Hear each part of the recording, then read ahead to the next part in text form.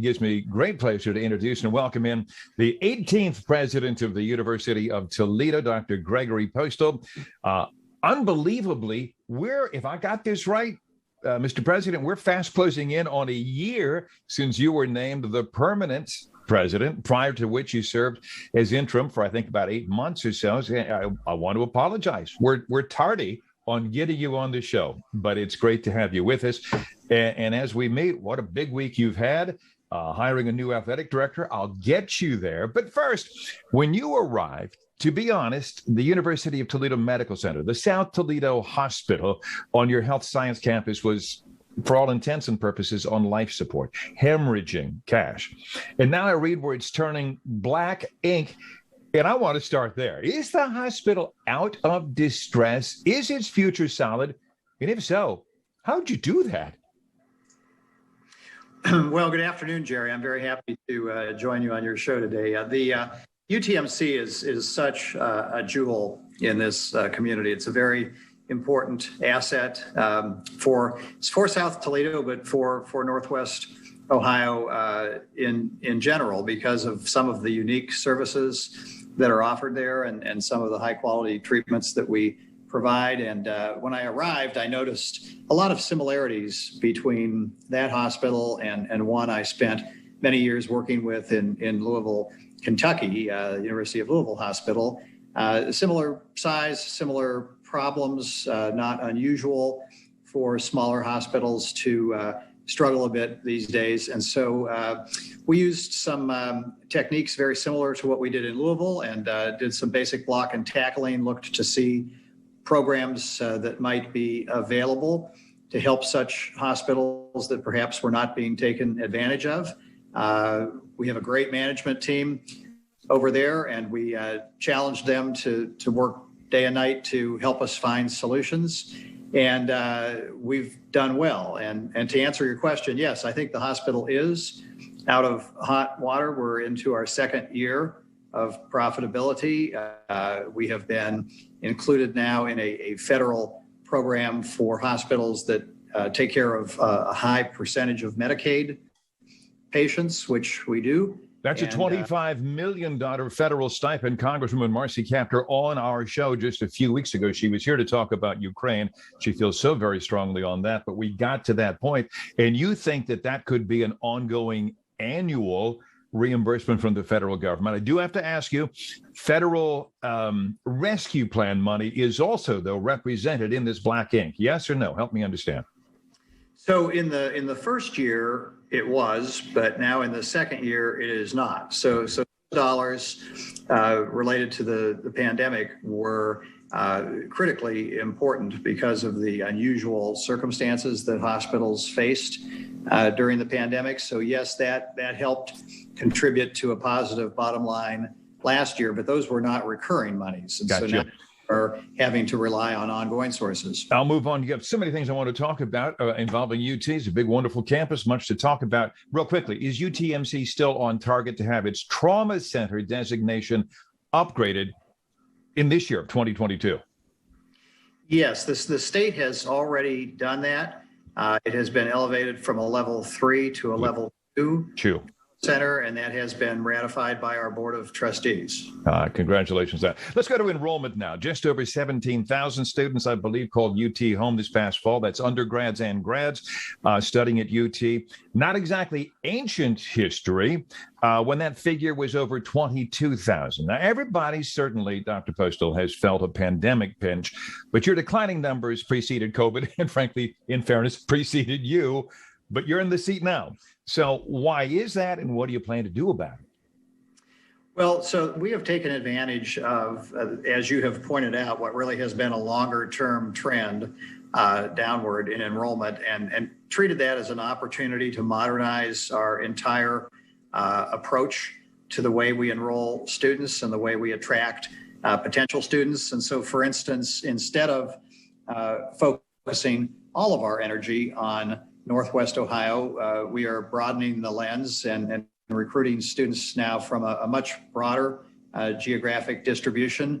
Northwest Ohio and Toledo is still our first priority, but it can't be our only priority because of the population here, which has declined over the years. We're also working now to get our international students back, which is starting to bounce back with COVID being in a somewhat better situation. We've had about a 60% bump this year over last in our applications for international students.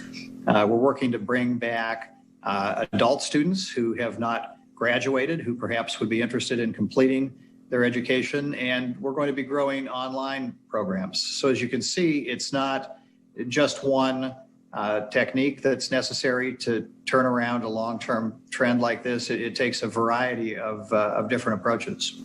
Dr. Gregory Postel is the president of the University of Toledo. I think coming up on his first anniversary, being named the permanent number 18 president, I believe, in the long history of UToledo. I mentioned we all saw you on TV this week. You announced a new athletic director. You know, published reports, you're aware of them, have suggested that longtime AD Mike O'Brien, a guest on this program a few times, was squeezed out, that an activist trustee, maybe others, wanted a new direction. I'm going to give you a chance to comment on that. Was your support of a new athletic director a prerequisite to you being named the permanent president? Well, first, let me say that the history of UT athletics is a long and exciting history with many developments over the years in terms of the academic and athletic accomplishments of these students, wonderful facilities that have been constructed. This is a tribute not just to the student athletes, but to the coaches and the athletic directors and all those who have led University of Toledo athletics over the years. And so for the last 20 years, our leader has been Mike O'Brien, who's a wonderful person, and he bleeds midnight blue and gold. He's a rocket through and through, and he's done a phenomenal job building and sustaining our program. He still serves on the NCAA men's basketball committee, which in and of itself is a statement about his history as an AD. So we're proud of Mike. He's part of our family, but everything in life changes eventually, and Mike has been with us 20 years now. It's hard to believe, and so we're looking at the next chapter. Who's going to be our leader in athletics for the next 5, 10, 15 years. And we're so pleased that we were able to first find and then second attract someone the caliber of Brian Blair for that role. He's getting very, very high marks. Okay. I promised you we're going to take a break here. He's Dr. Gregory Postel, president, University of Toledo. Have much more with the president right after this. You're watching Leading Edge. We're back in Leading Edge. He is Dr. Gregory Postel, president of the University of Toledo. Big week over at UToledo. I wanted to talk to you about something that I don't know if it gets enough attention. I keep files in my office here. How about this? A UT professor awarded $3.2 million to advance algae biofuel technology, and we have a lot of algae in this part. An experimental vaccine against rheumatoid arthritis developed by a UT researcher, showing promise. Last month, I read about a UToledo professor researching a one-drug solution for diabetes and osteoporosis. Does UToledo get the credit it deserves as a research institution, and why is that important anyway? Is it about more than just a revenue stream and more money coming to campus? Well, so I'm happy you've asked about research, because it's such an important part of what we do.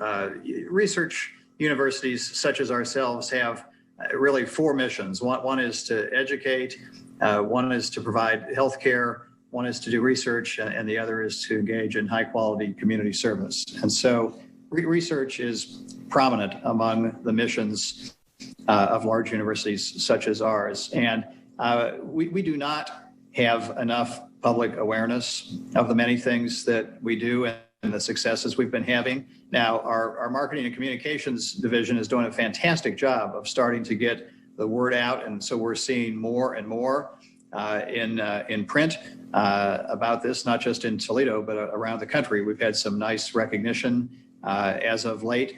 But part of it, I think, is that this research has been growing very, very quickly. So it has not always been as prominent a part of our portfolio as it is today. We had an 18% growth in our research just last year alone.